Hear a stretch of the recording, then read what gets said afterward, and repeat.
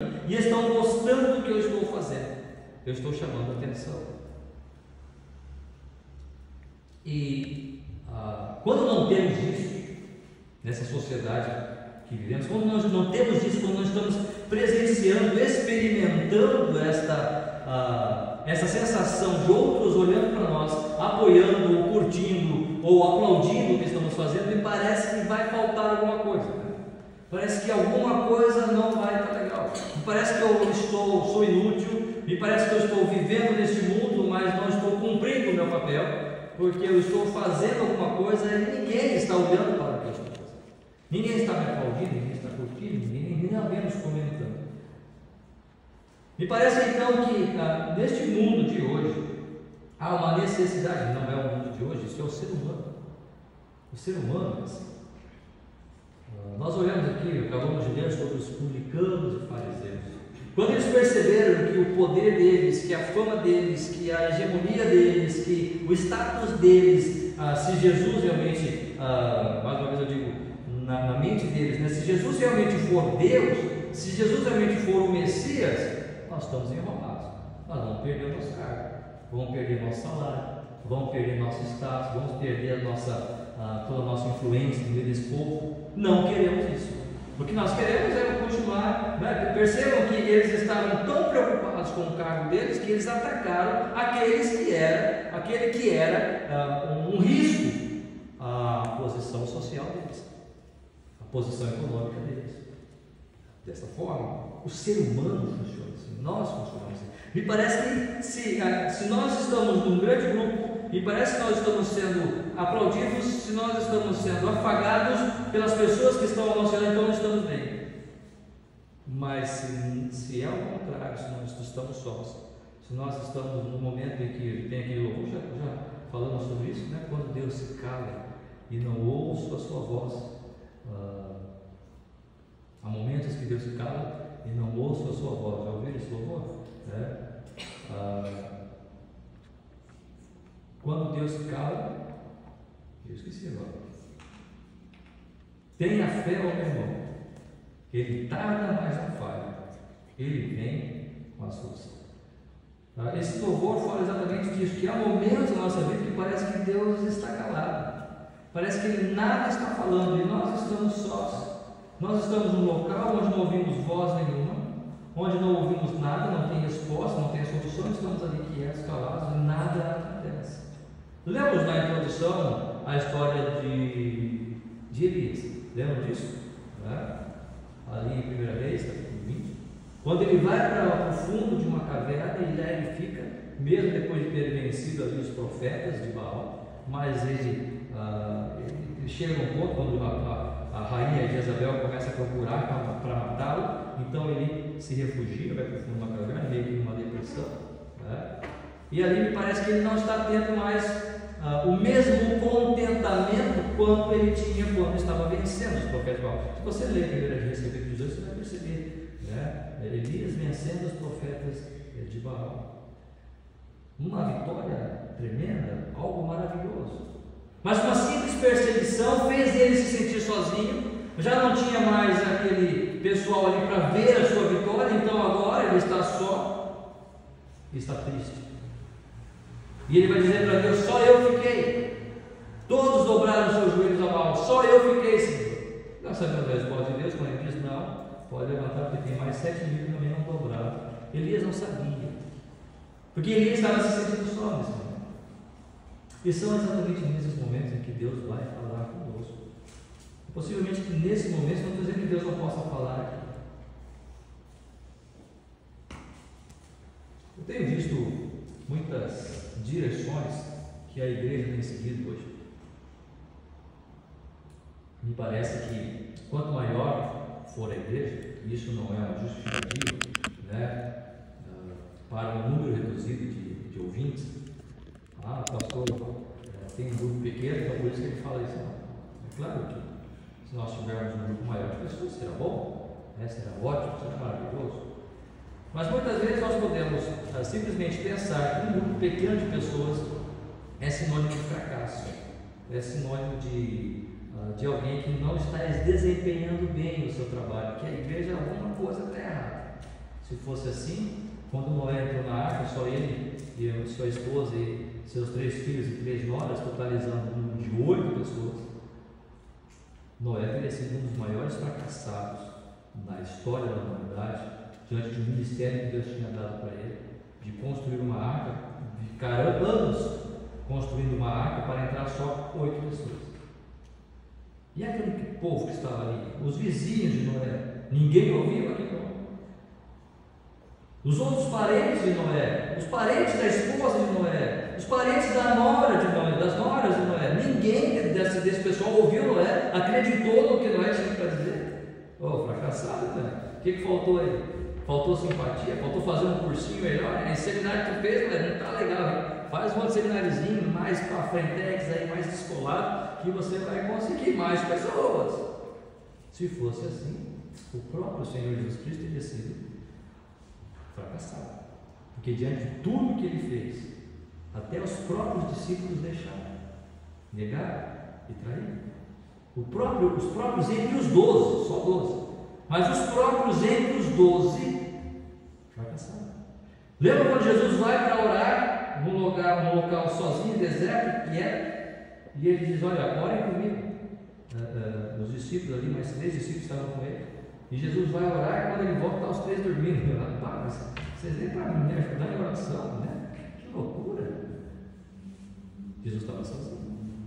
Mas não significa que Jesus não estava dentro da vontade de Deus. O fato de Jesus ter sido crucificado e ninguém sair para defendê-lo, não significa que ele não estava dentro da vontade de Deus. Isaías vai dizer: e verá o fruto do seu piedoso trabalho. O fruto do trabalho do Senhor Jesus Cristo não está nas multidões, irmãos.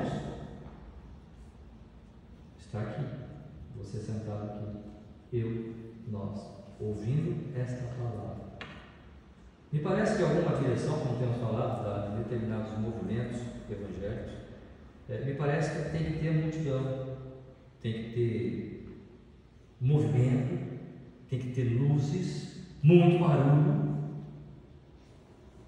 Até onde isso de fato pode ser a direção de Deus para que a igreja esteja dentro da vontade de Deus.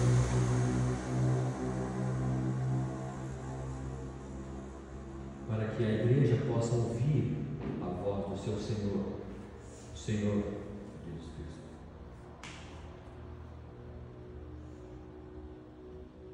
Quando Jesus sai, então, ele está no seu ministério. E no versículo 13, então, vai dizer: de novo saiu Jesus, Marcos 2,13. De novo saiu Jesus para junto do mar, e toda a multidão vinha ao seu encontro, e ele os ensinava. Jesus não estava rejeitando a multidão. Não estou dizendo que Jesus rejeita a multidão, mas Jesus chamou alguém dentre a multidão. Versículo 14 vai responder essa minha pergunta. Quando ia passando, viu a Levi, filho de Alfeu, sentado na coletoria. Com certeza, você pode ter certeza que Levi estava só. Ele era publicano, cobrador de impostos, assim.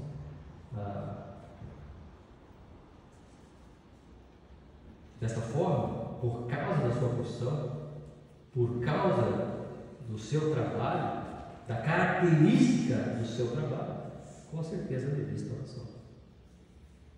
Estava sozinho, não tinha ninguém.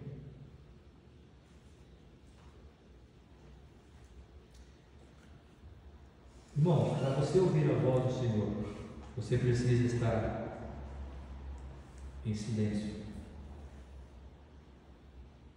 Muitas vezes só. E esse só não é apenas só fisicamente. Só no sentido de desprovido de toda e qualquer condição. Temos falado, eu sempre uso muito esse exemplo, mas Jesus, quando vai proferir o seu sermão na montanha, ele vai dizer: bem-aventurados os pobres, pobres de espírito.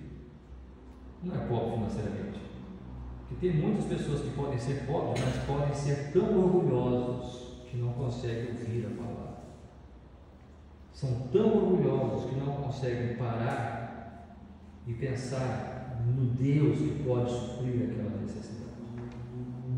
O rico também é orgulhoso. Jesus vai dizer: é mais fácil um camelo entrar no fundo de uma agulha do que um rico entrar no reino dos céus, né? Porque o rico, ele se orgulha da sua riqueza, e o pobre pode se orgulhar exatamente da sua não riqueza. Ele não tem, mas eu vou conseguir. Eu não tenho, mas eu vou conseguir. Continua no mesmo patamar. Ao invés de largar e dizer: Senhor, eis aqui a minha vida, faça como o Senhor quiser. Nunca vi o justo mendigar o pão. Somente quando estivermos sós, ou seja, tão somente quando nós largarmos as armas, dobrarmos e prostrarmos diante do nosso Deus, Senhor Jesus Cristo, e dizer: Senhor, eu estou só, eu não tenho nada, eu sou um pobre, miserável, nada tenho para dar e oferecer, sou indigno, estou aqui. Levi se sentia assim, se sentia indigno. Ele era constantemente, pela sua profissão, mal visto. Ele era um judeu que cobrava dos judeus. Ele era um judeu que cobrava impostos dos judeus. E ele cobrava esses impostos para o Império Romano. Esse mesmo Império Romano que os judeus queriam destruir. E quando veio o Messias, eles esperavam o Messias para destruir o Império Romano. Mas esse Império Romano estava sendo enriquecido pelo dinheiro que Levi estava tirando dos judeus. Como é que esse homem poderia ser amado pelos judeus? Não poderia. Ele, com certeza, era rejeitado pelos seus. Ele estava só.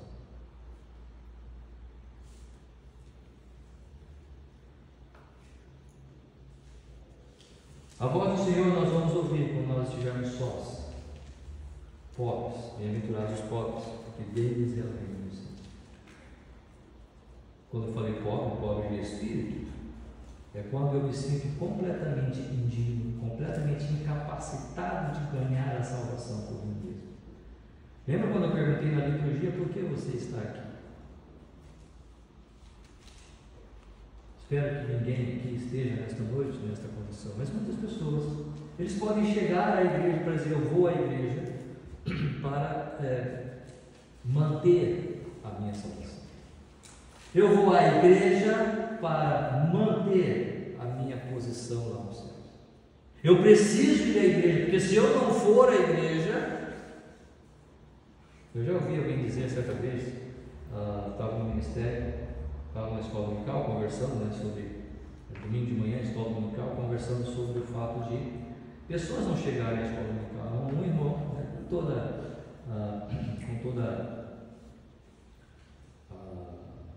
a ingenuidade, o jeitão dele, mas falou: muitas pessoas faltavam na escola dominical, tinha faltado aquele dia. Inclusive o irmão falou, com todo o jeitão dele assim: eu quero ver se Jesus voltasse agora, pastor.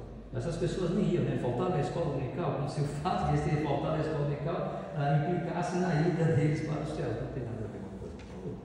É bom que nós estejamos participando das programações da igreja, é bom que nós sejamos assíduos às programações, aos cultos, sustentando ali os momentos de comunhão, de reunião da igreja. Tudo isso é maravilhoso, mas nada disso vai definir se eu estarei com o Senhor nos céus ou não. O que vai definir se Cristo voltar agora, ou se você vier a morrer agora: mas eu não vou, eu sou jovem. Quem disse? Quantos jovens tem? Tivemos há pouco lá em Camboriú, pode ser? 3, 4 jovens que estavam dentro do seu carro tunado, carro personalizado. Me parece que deixaram o vazamento do escapamento, aquele gás começou a entrar para dentro do carro e eles morreram asfixiados. Alguém imaginaria isso? Eu não estou desejando isso, não. Mas alguém poderia imaginar tal coisa. É claro. Mas isso acontece.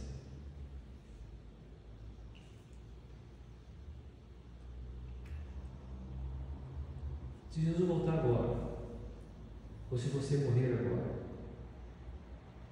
qual é o fator que vai determinar a sua resposta para Deus. Ou seja, o que é que vai determinar para você dizer: eu estarei com o Senhor? O fato de você estar na igreja, o fato de você ter se batizado, o fato de você ser um dizimista assíduo. O que é que vai determinar?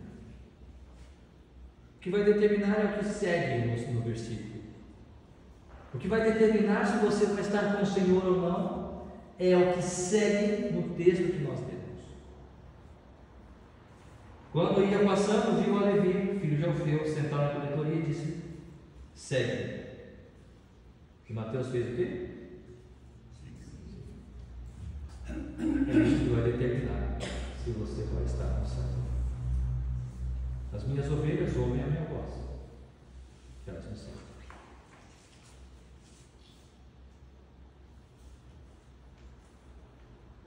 Falamos na semana passada. Estou usando mais uma vez essa ilustração, né? Esse texto, na verdade, não é uma ilustração, mas este episódio. Mas vai chegar um momento em que Jesus vai estar olhando para a multidão, e para uns ele vai dizer, aos que estarão à sua direita, Jesus mesmo narra essa história, esse momento do tribunal, aonde ele vai dizer: vinde benditos do meu Pai, entrai para o gozo do teu Senhor, os que estão à sua direita. Mas aqueles que estarão à sua esquerda, Jesus vai dizer: apartai-vos de mim, maldito, pois não vos conheço. É duro, é pesado isso, não é? Mas o que vai determinar se você vai estar à esquerda ou à direita não é se você vai à igreja, não é se você foi batizado, não é se o seu pai ou sua mãe é cristã ou evangélico. É se você, no seu momento pessoal e particular, sozinho, já se percebeu próprio bastante, solitário bastante para dizer: Senhor, eu preciso de Ti, eu necessito da Tua graça.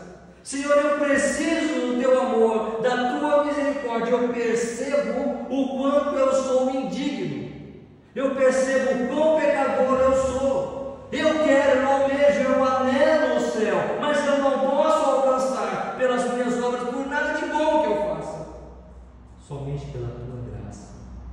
Estou só, estou desprovido de qualquer condição, Senhor. Eu já tentei dizimar, eu já tentei me batizar, eu já tentei ser membro da igreja, eu já tentei cantar lá no ministério de louvor da igreja, mas me parece que isso não preenche, me parece que isso não me traz contentamento. Eu já estive talvez em frente a multidões, fazendo, trabalhando, construindo, adquirindo, mas parece que nada me traz contentamento. Sabe o que nos traz contentamento? É saber que o Senhor está conosco. Ainda que eu ande pelo vale da sombra da morte, não temerei mal algum. Por quê? Porque Tu estás comigo. Somente esse momento em que você se percebe na sua essência como pecador, como indigno que é, como pobre que é. Essa palavra que eu estou dizendo aqui, ela não é nem um pouco apreciada nessa sociedade de hoje. Porque a sociedade, inclusive, infelizmente, em muitos círculos evangélicos, porque vai dizer: você é precioso, você é maravilhoso, vem, que Deus precisa da falta de você, Deus precisa, não, Deus não precisa. Deus quer homens, mulheres, jovens quebrados ao pé da cruz. Quero estar ao pé da cruz. Nós cantamos, né? De onde rica fonte corre franca salutar do Calvário monte. Ou seja, é aos pés da cruz do Senhor, é dobrado, prostrado aos pés da cruz do Senhor. Por que cruz? Porque mostra o sacrifício de Cristo por mim, sacrifício que era para mim. Eu deveria estar ali pregado, mas Ele morreu. Então, ao contemplar a cruz, eu estou olhando o sacrifício que Ele fez por mim. Junto à cruz, Jesus, meu Deus, queiras recordar dela a sombra salvador, queiras abrigar. Quando estamos ali quebrados, prostrados, o Senhor, aquele que habita, lembra do ano passado, aquele que habita no esconderijo do Altíssimo, à sombra do Senhor descansar. Irmãos, Se nós temos uma coisa para fazer, é trabalhar contra essa nossa necessidade que nós temos, e eu falo por mim, de sermos observados, aplaudidos, ovacionados, quando na verdade não é isso. O Senhor quer um tempo pessoal, particular comigo, com você, com cada um de nós. Não é porque você é jovem, não. Temos alguns adolescentes aqui nesta noite, e é um prazer, é gostoso, né, ver a adolescência aqui. Talvez essa é a fase que você mais precisa de Deus, porque eu sei qual é a sua luta na escola, junto aos seus amigos. Eu sei qual é a sua luta para você dizer não. Eu sei qual é a sua luta para você estar junto com os seus amigos e para você fazer parte da patota, da galera. E se você não fizer parte, se você não fizer parte daquele momento, daquela programação, daquela festa, daquela... E aí, eu sou nada, eu sou inútil? Não. O que importa é o que Deus tem para você. O que importa é Deus estar se agradando de você. Jesus estava com uma multidão, ele estava ensinando a multidão, e Jesus não se importa com a multidão, como já falamos. Mas quem ele chamou? Aquele que estava sozinho. Talvez um dos mais indignos homens aos nossos olhos foi aquele que Jesus chamou. Não chamou ninguém da multidão. Mas Senhor, que injustiça é essa? A multidão está ali, o povo está seguindo, o povo está querendo aprender, Senhor. E Jesus conhece o coração de cada um de nós. Mas eu não sei enganar Jesus. Eu posso estar no meio de uma multidão. Eu já vi igreja que tem bloco de carnaval, aí é o seguinte, não adianta eu estar ali dizendo na multidão, tal coisa, quiser. Quem eu sou na verdade, eu não vou conseguir mostrar. Você não vai conseguir perceber quem eu sou na verdade aqui nesse coração. Deus sabe. A multidão engana, a multidão ilude, a multidão ela ludibria os nossos sentidos. O que vai determinar esse contentamento que vamos ter em Cristo é se nós estamos prontos para obedecer. Não é muito falar, irmãos, que vai determinar o quanto que nós seguimos ao Senhor. Mateus 21, 31.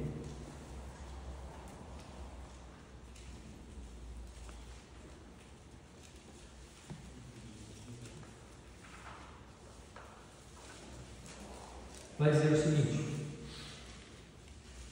a partir do verso 28, Mateus 21, a partir do verso 28. E que vos parece? Um homem tinha 2 filhos. Chegando-se ao primeiro, disse: filho, vai hoje trabalhar na vinha. Ele respondeu: sim, Senhor, porém não foi. Dirigindo-se ao segundo, disse-lhe a mesma coisa, mas esse respondeu: não quero. Depois, arrependido foi. Qual dos 2 fez a vontade do Pai? Disseram: o segundo. Declarou-lhe Jesus: em verdade vos digo que publicanos e meretrizes vos precedem no reino de Deus. Jesus conhece o nosso coração. Jesus sabe o que é a igreja, ou pelo menos aquilo que se chama a igreja dele hoje. Eu professo, eu pertenço à igreja de Cristo. Você professa, nós podemos professar aqui que somos a igreja de Cristo. Nós podemos cantar louvores ao Senhor. Mas amanhã, como é que vai ser? Nós vamos continuar seguindo ao Senhor amanhã. Se o Senhor Jesus Cristo disser: vem, segue-me, Márcio, eu não quero que esse trabalhe para você. Mas Senhor, tem outra coisa para você. Mas Senhor, eu preciso.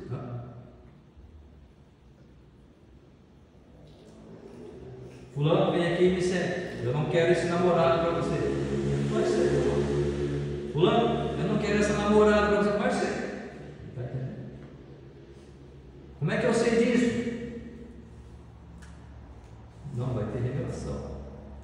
A revelação está aqui, na palavra do Senhor. Não, eu não quero essa. Imagina Jesus dizendo para você: olha, essa decisão que você está tomando não é a melhor decisão. Venha e me siga na decisão que eu tenho para você, na direção que eu tenho para você. Quem de nós somos capazes de ouvir e dizer: Senhor, eu vou. Não sei como é que é, eu não sei para onde vai, Eu não sei como vou me sustentar, não sei como vou sustentar a minha família, mas eu vou. Se o Senhor está chamando, eu vou. Você já veio a Cristo? Jesus muitas vezes, e talvez você já ouviu muitas vezes o chamado do Senhor. Você já respondeu positivamente, disse: sim, Senhor, eu quero seguir a Ti. A partir de hoje eu quero deixar a minha vida, todos os meus prazeres e meus desejos, e eu quero olhar somente para Ti e quero seguir a Tua vontade baseada na Tua palavra. Você já tomou essa decisão? Se não fez, faça essa noite. Porque é este o momento. Não é estar numa multidão, não é estar numa igreja grande, não. Mais uma vez, não estou criticando igrejas grandes, não é isso. Mas eu estou falando da nossa condição, ou da nossa percepção, que muitas vezes vai mostrar que estar num grupo maior determina a vontade de estar falando na verdade.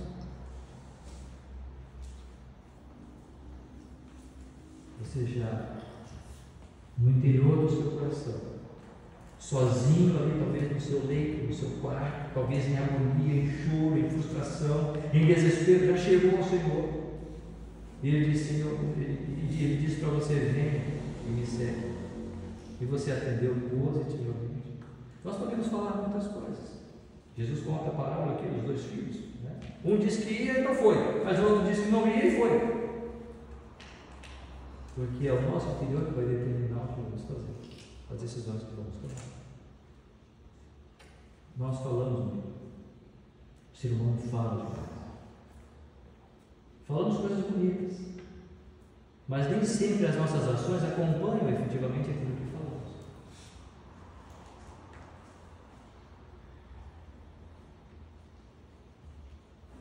Provérbios 10, 19. Provérbios 10, 19. Vai dizer ali: no muito falar não falta transgressão, mas o que modera os lábios é prudente. No muito falar não falta transgressão, ou seja, quando a pessoa fala muito, o risco de cair em transgressão e erro é muito grande. Mas o que modera os lábios é prudente. Muitas vezes nós precisamos falar, muitas vezes nós temos que falar. Jesus vai dizer: nem todo que me diz Senhor, Senhor entrará no reino dos céus. A palavra do Senhor também, Tiago, vai dizer: quem refreia a sua língua do mal é o varão perfeito. Perceba a necessidade que nós temos de olhar o que nós estamos falando, o que estamos cantando, o que estamos dizendo, professando, se aquilo que estamos falando realmente reflete a nossa vida, reflete a nossa vida prática. Esse é o segredo. Se a nossa vida prática, ela num contexto geral, eu sei que ninguém é perfeito, ninguém pode obedecer totalmente ao Senhor, mas onde está o seu coração, ali estará o seu tesouro. Jesus vai dizer. E se no contexto geral da sua vida você pode olhar e dizer assim: não, eu estou seguindo ao Senhor, eu estou observando, eu caio, eu peco, claro que sim, todos nós pecamos, né? Não tem como mudar isso, mas mesmo em pecado eu recorro ao Senhor para buscar o seu perdão e a sua misericórdia.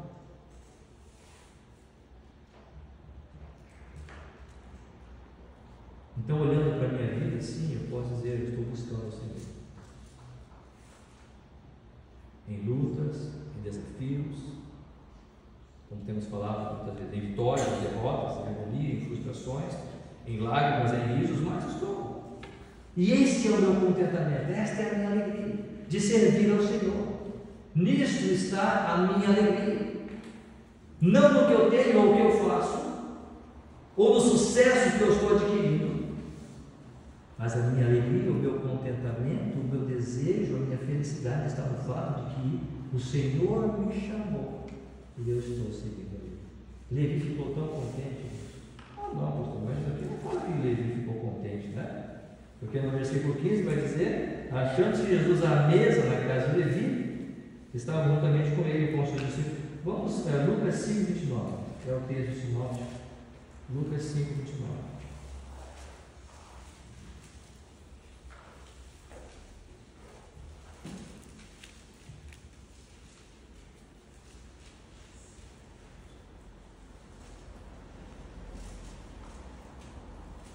Verso 29 vai dizer: então lhe ofereceu Levi um grande banquete em sua casa. Ninguém oferece um grande banquete se não está feliz. No Marcos, aqui capítulo 3, não vai falar, né?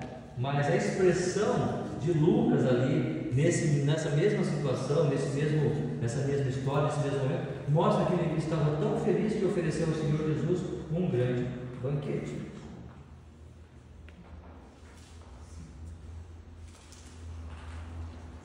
A alegria, a felicidade que temos em servir ao Senhor é o que cabe para as nossas vidas, é o que supre tudo o que eu preciso, é o que preenche o meu coração, é o que me traz contentamento e todo o prazer de continuar.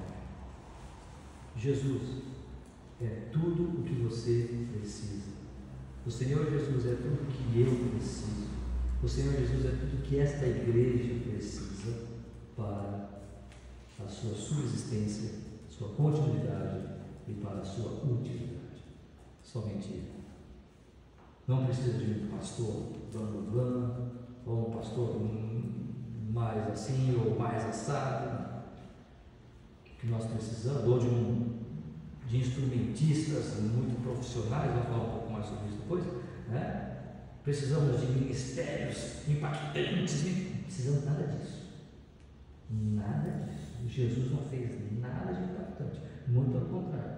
Ainda que Ele fez, mas quando Jesus curava, muitas vezes eu não disse nada para mim. Eu vou curar você desse mal, da cegueira, mas não fala nada para mim. Lembra disso? Jesus curava e Ele mesmo dizia: não fala. E parece que hoje é o contrário. Faz uma coisinha assim, Instagram, precisa. É o Senhor Jesus quem vai cuidar de você, de mim, da sua família e desta igreja. Ele sabe o que nós precisamos. Basta que nós simplesmente obedeçamos a sua voz e decidamos. Lembram lá em Lucas? Levi deixou tudo e o seguiu. O contentamento em Cristo não está no meu prazer. Ainda que nós temos prazer em estar aqui. Eu tenho prazer de estar aqui, de louvar o Senhor, de tocar o meu violão, de pregar. Eu tenho prazer de fazer isso. Eu não vejo isso como um trabalho. Não vejo isso como uma profissão. Isso aqui é uma coisa tão gostosa aqui. Ah, tá bom, pastor, mês que vem não tem salário. Não é essa a questão. A questão é o prazer de servir ao Senhor. O prazer de conduzir a família na direção do Senhor. É buscar conduzir a minha vida dentro da vontade do Senhor. E quando eu não faço isso, quando eu peco, quando eu caio de alguma forma, o Espírito Santo fala no meu coração: Senhor, me mostra, me dá sabedoria, me dá tua graça.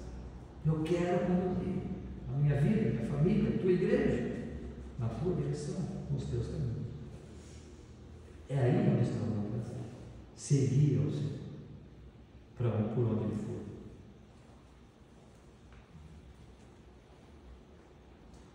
E esta alegria, ela vai se mostrar, sabe quando? Marcos 3, versículo 15, texto que nós lemos. Achando Jesus à mesa na casa de Levi, estavam juntamente com ele os seus discípulos, muitos publicanos e pecadores, porque esses eram em grande número e também o seguiam. Os escribas e os fariseus, vendo comer em companhia dos pecadores e publicanos, perguntavam aos discípulos dele: por que come e bebe? Talvez a sua Bíblia não tenha e bebe, né? Por que come e bebe ele com os publicanos e pecadores? Tendo Jesus ouvido, respondeu-lhes: os sãos não precisam de médicos, precisam de doentes. Não vim chamar justos, e sim pecadores. Marcos 2, eu li aqui de 15 ao 17. Sabe uma coisa que vai trazer para você o contentamento de servir Jesus? Você não vai nem um pouco se preocupar com as coisas. Você não vai querer, em momento nenhum, se amoldar àquilo que aqueles que não seguem a Jesus estão fazendo. Você não quer se conformar com aquelas mesmas ações, com os mesmos procedimentos, com as mesmas ideias de aqueles que rejeitam a Cristo que estão fazendo. Há uma rejeição hoje muito clara, muito escancarada, de todos os princípios de Deus e do Senhor Jesus Cristo que está colocado para nós na sua palavra, nesses dias de hoje. E qual não é a nossa luta, como seres humanos que somos, para fazer diferente disso? Não fazer diferente por fazer diferente, mas eu faço diferente para ser igual à palavra. E quando eu me conformo à palavra de Deus, é claro que eu vou ser diferente. Paulo vai dizer aos romanos: não vos conformeis com esse século, ou seja, não se coloquem na forma desse século, não se amoldem a esse século, mas transformai-vos pela renovação do vosso entendimento, para que possam compreender qual seja a boa, perfeita e agradável vontade de Deus. E como é que eu posso saber qual é a boa, perfeita e agradável vontade de Deus? Se não seguindo a Ele, se não indo junto dele, e não me conformando com este mundo. Palavras, palavrões, palavras de baixo calão normal, no trabalho hoje, nos trabalhos, nos escritórios, salas de aula, é até bonito falar palavra. Não tem nada de bonito, mas eu sou evangélico, então coisa linda. Muito bonito. E o casamento? E a família? E o relacionamento? Como é que está? Baseado na palavra. Jesus disse: bem sério. Você quer ter contentamento? O mundo está dizendo: não, sexo livre, casamento livre. Will Smith foi lá e deu um tapa no rosto do Chris Rock, cheio de moral. A igreja eu gosto, foi lá e abraçou ele, não, porque Deus está te chamando para um trabalho maravilhoso. Não, porque casamento livre. Ele deixava a sua esposa sair com um amigo do filho, enquanto ele saía com outras. Casamento livre, relacionamento livre. Mas queria pagar moral aí com o outro, cheio de moral, cheio de... Essa é a ideia do mundo. É uma ideia meio esquisita, porque se nós temos uma noção de moral, se o ser humano, se a sociedade já tem alguma noção de moral, essa noção de moral está aqui na palavra, porque essa palavra existe, porque Deus existe, e o ser humano, mesmo que não aceite, ele sabe que isso é real, ele sabe que é verdadeiro.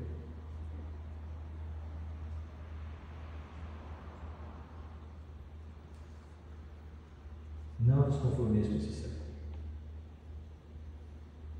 Eu sei muito fácil. E ao não se conformar com este século, seja um homem de 50 anos como eu, uma senhora de 50 anos, talvez mais nova, talvez um jovem, um adolescente, uma criança, quando você decide não se conformar com esse século, você vai ficar sozinho. Você pode ter certeza. Assim como Levi está, mas Deus conhece o seu coração. Deus conhece o nosso. E aí foi Levi que Jesus chamou. Foi ele que Jesus chamou. Nós não tememos o mal, simplesmente porque ficamos sozinhos, como Pedro vai dizer. Importa-nos antes servir a Deus. Quando eles foram presos, antes importa servirmos ao Deus vivo. Abacuque 3, 17 e 18, para nós terminarmos. Abacuque, talvez é o quarto livro, de trás para frente, do Velho Testamento. Abacuque capítulo 3, talvez um dos versículos, um dos textos mais bonitos da palavra, mostrando essa confiança, essa certeza de você, de que nós não estamos sozinhos, mas o Senhor está conosco, independente das circunstâncias, independente do momento. Abacuque 3, 17. Ainda que a figueira não floresça, Abacuque 3, 17. Ainda que a figueira não floresça, nem haja fruto na vide, o produto da oliveira minta e os campos não produzam mantimento, as ovelhas sejam arrebatadas do aprisco dos currais, não haja gado, todavia